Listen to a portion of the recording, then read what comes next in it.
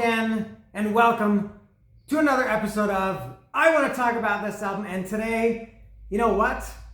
For the first time ever, I really fucked up. I fucked up many times, but today I fucked up the episode. Let me explain what happened. I was all set. Everything was ready for me to talk about. I wanted to talk about a different album by a different band. Instead, you're going to get Cheap Trick. And so what happened was I didn't have any plans to do an episode today, but I found myself with some free time. And when I went out for my walk, the album that I listened to, it's an old classic, it's a favorite. I listened to it, I thought, man, I love this album so much.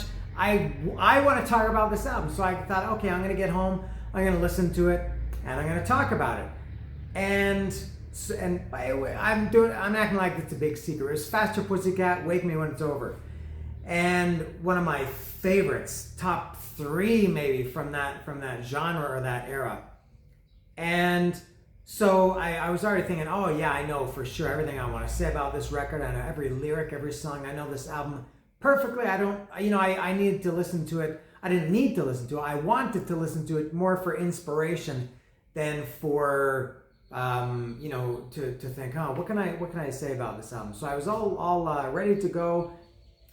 And now I remember that about a year ago, and I went back and I saw it was June 6th, 2021, so almost exactly a year ago, I talked about their debut album. And I wanted to just, and I've done this maybe 2 or 3 times when I've done similar albums, or albums by similar bands. I wanted to go back and just to make sure I don't repeat myself too much.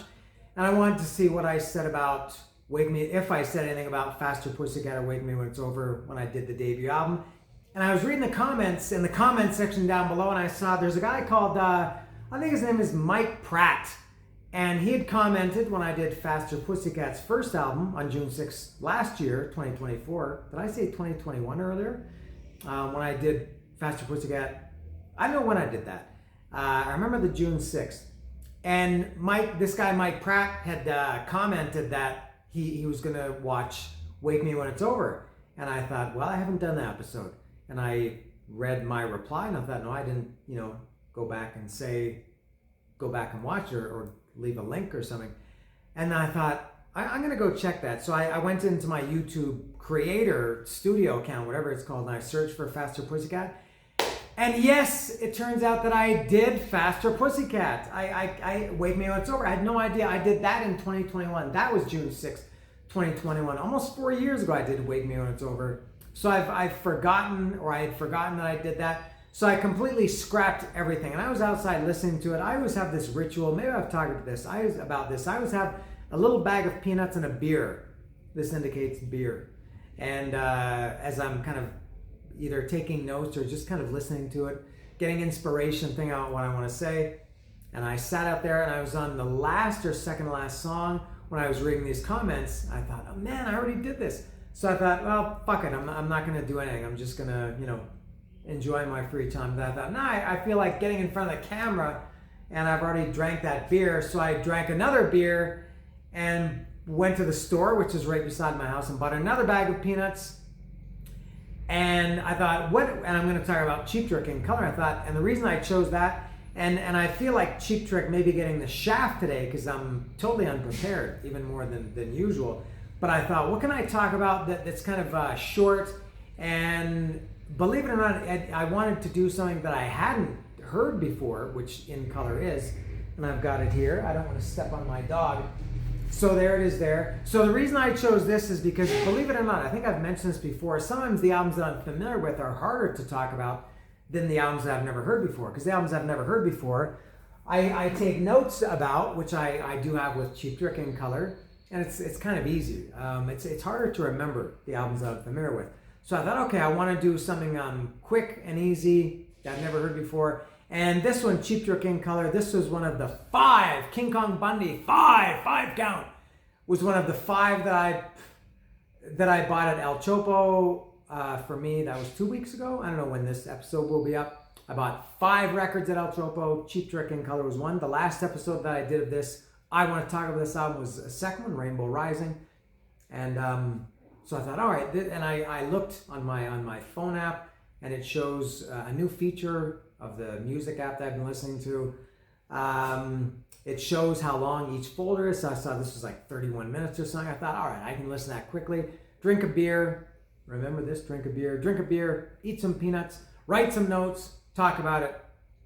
So that's what I did. So hopefully Cheap Trick gets more than they deserve, because I didn't put too much effort into this. But I will say, I surprisingly love this album. Love it. This is the first time I've talked about Cheap Trick. It's not quite the first record that I've ever bought from Cheap Trick, but pretty close. So let me talk about that. Since it is the first time talking about a band, I will go a little bit more in depth with them. So it's the first. I did buy Lap of Luxury. That came out in 1988. I bought that at the time. Never really. I liked a couple songs. The only one I remember now is The Flame. Couldn't tell you. They also did a cover of Don't Be Cruel by Elvis.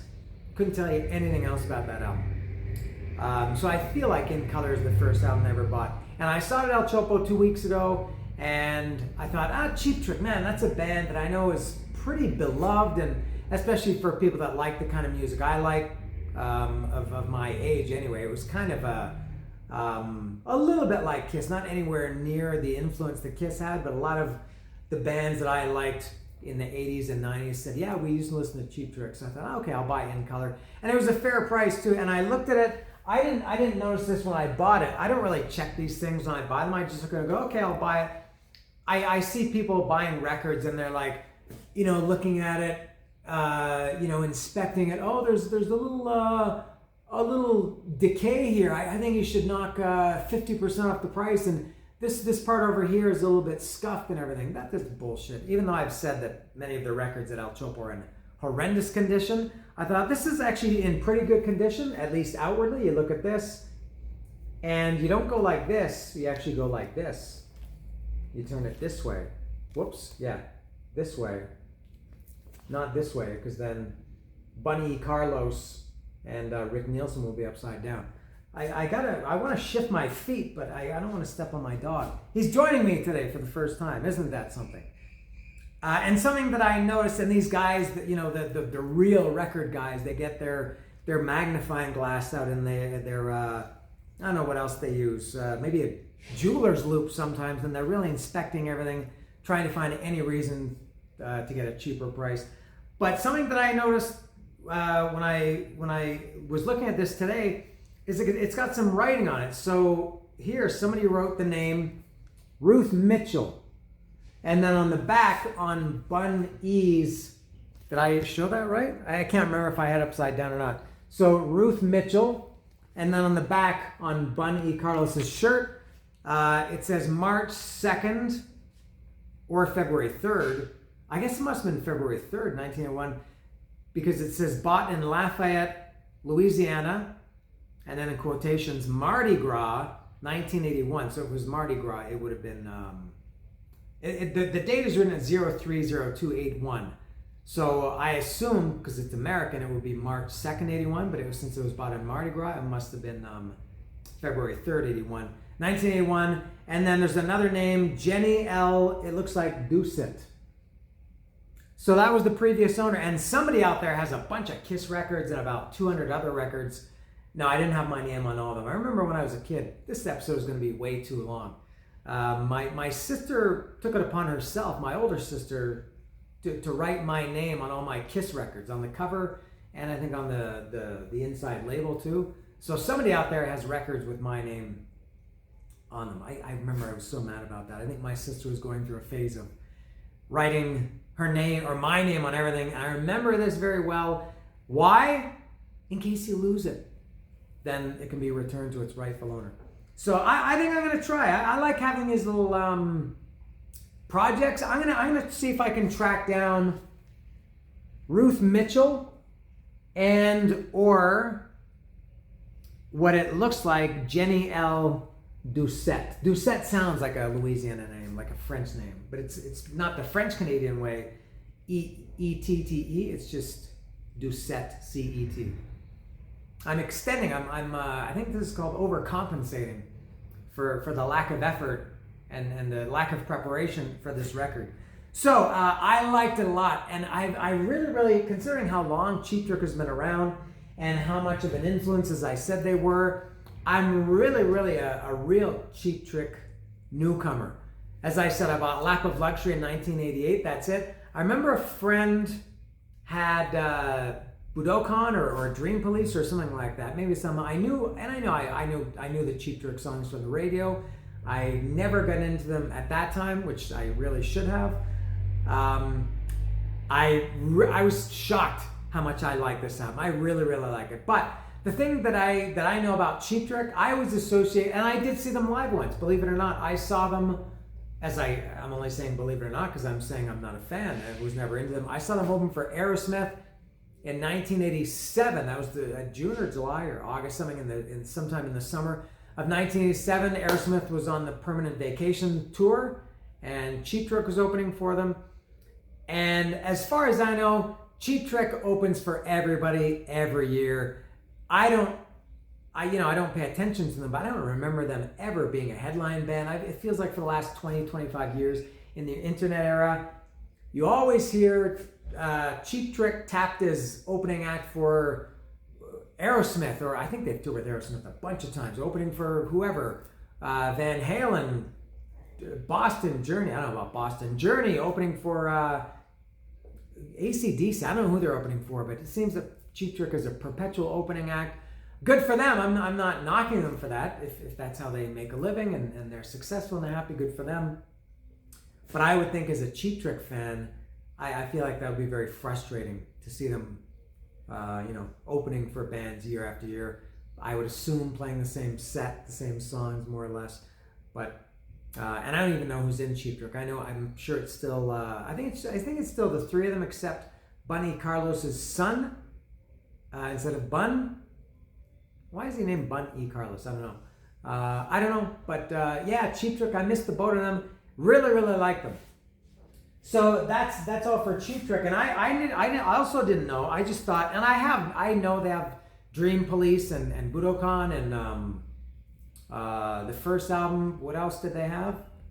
But now I didn't know if this album was called In Color, because then on the back it says and in black and white. So it's like Cheap Trick, comma, in color, and then and in black and white with period, with a period, as if they're making a statement.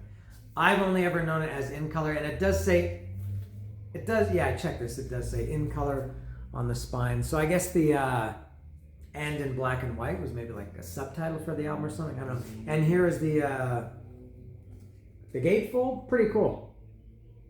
And this was only, I think this was about $10 US, something like that. It was 200 pesos, somewhere around there. So I thought, I'll spend that much on this record.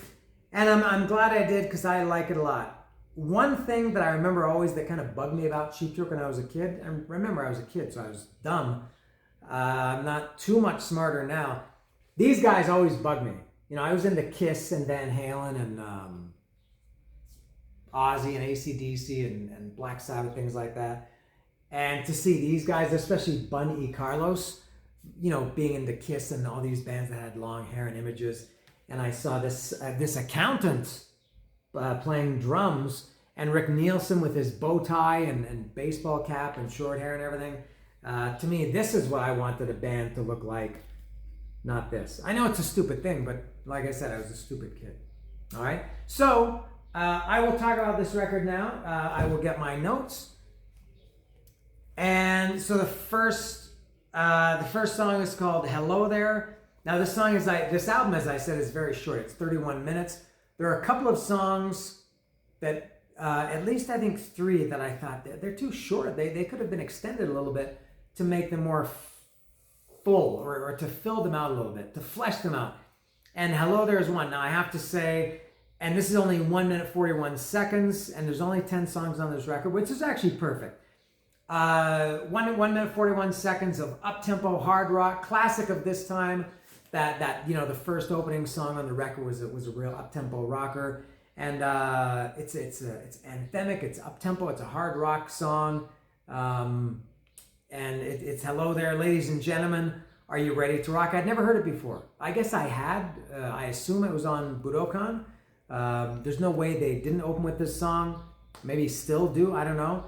And I know I've known the song title. I know if somebody says, do you know a song called Hello There? I'd say Cheap Trick, right? I wouldn't know the song, but I know the title.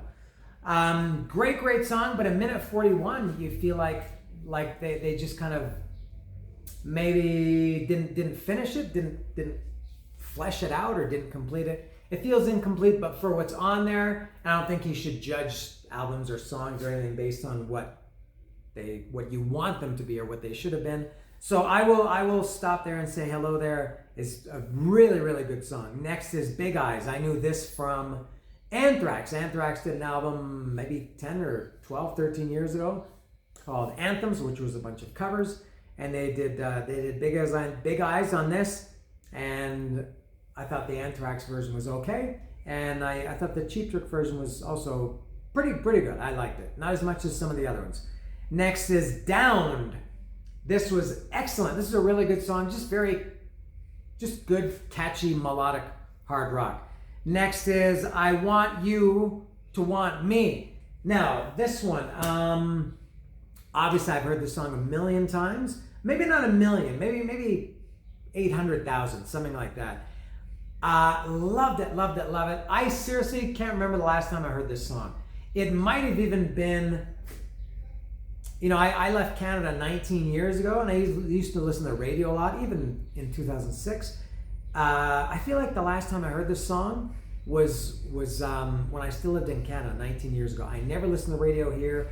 It's not, this song is not part. I hear Charisma by Kiss on the radio when I'm in somebody's car or somewhere quite often, but I've never heard I Want You to Want Me. What a joy it was to hear the song today, because it's been such a long time. But I don't think that I've ever heard the studio version, because there was the live version from Budokan that was the hit, and it was on the radio. And I'm going to have to go back and listen to it, because I haven't heard it for such a long time, as I said. But I feel like this was pretty different. This I feel like it didn't have, it's still good. It's very catchy, like most of the songs on here are.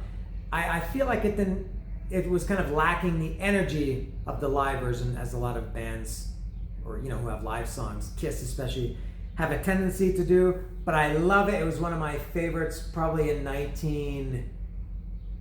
don't know when Budokan came out, 78, 79, around there, 80, 81.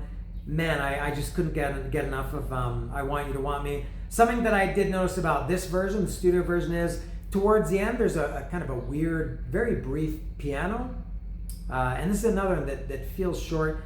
And it fades out, and I feel like the fade out on I Want You to Want Me, I want you to want me. I think that's how Robin Zander introduced it on the live version of Budokan.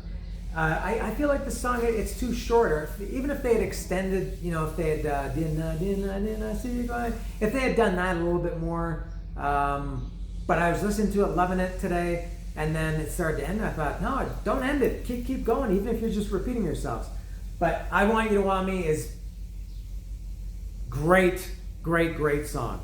Next is You're All Talk. None of these I'd heard before. You're All Talk. I wrote that this is just like real riff hard rock with some wailing guitar licks and a nice guitar solo from Rick Nielsen. Next, this would be side 2. Oh, Caroline. I could say this about several songs. It's just good, catchy, hard rock, melodic rock, whatever you want to call it. Excellent song. Next is Clock Strikes 10. I had written here in my silly notes, this was quite up tempo. This maybe could have been the first song on side 2 instead of Oh Caroline. This is up tempo. I wrote that it was raucous hard rock, kind of maybe got like an old rock and roll feel to it. Next is Southern Girls. The first thing I thought of when I saw this title, Southern Girls. With the Southern Girls, with the way they talk, they knock me out when I'm down there, from California Girls by Beach Boys.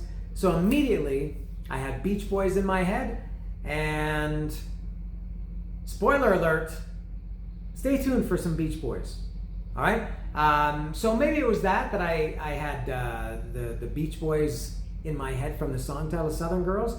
To me, the song also reminded me a little bit. It's got that same kind of it doesn't sound like California Girls, but it does have kind of an up-tempo, some would maybe say a summer song, maybe because it's southern, things like that. This was an awesome song. Loved it. My favorite, probably other than I Want You to Want Me.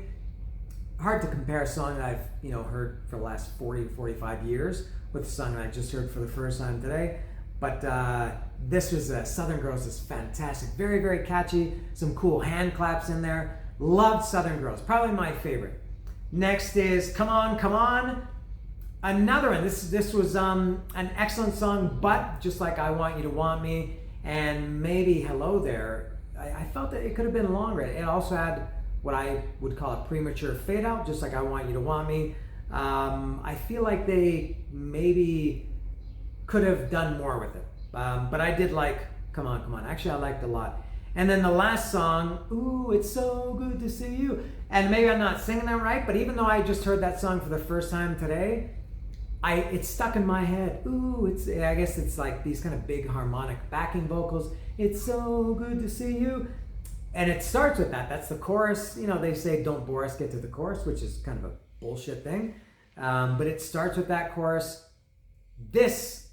Maybe I like just as much or maybe more as Southern Girls. So maybe that's my favorite. Very, very catchy. Loved it. So, I mean, there's not one song on this album that I didn't like. For me, maybe Big Eyes is the only one that didn't catch my attention like the other 9. And maybe that's just because I was kind of familiar with it because of Anthrax. But it's excellent. I really, surprisingly, like this record a lot. And I feel like I should do a little bit more digging into the Cheap Trick catalog. At least from their 70s stuff. I think this was their second or third record. Dream Police, I think, was the next one or two after this. I don't remember. Somewhere in there. But I think I have to go back into the 70s Cheap Trick, and there must be some real gold there if it's anything like this one. And with that, I can segue to the fact that when I say this one, I'm talking about Cheap Trick in color.